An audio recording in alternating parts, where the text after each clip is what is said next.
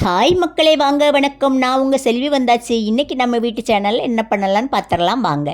வெந்தய புளிக்குழம்பு தாங்க வச்சேன். வெந்தய புளிக்குழம்புன்னா வெந்தயத்தை கிள்ளி போடக்கூடாது, அள்ளி போடணும்.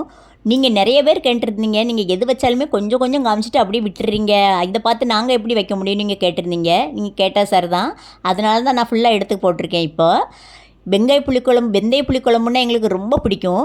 உங்களில் யாருக்கு பிடிக்கும்னு கண்டிப்பாக கமெண்டில் சொல்லுங்கள்.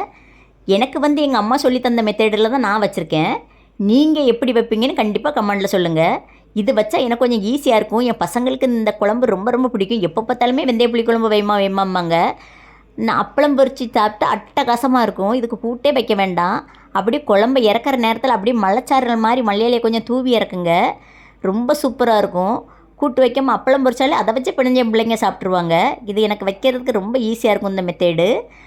பரிமாறும்போது கொஞ்சம் பாசத்தோடு பரிமாறுங்க. சுமாராக இருக்கும் குழம்பு கூட சூப்பராக இருக்கும். உங்களில் யார் இப்படி சாப்பிட்ருக்கீங்கன்னு கண்டிப்பாக கமெண்டில் சொல்லுங்கள்.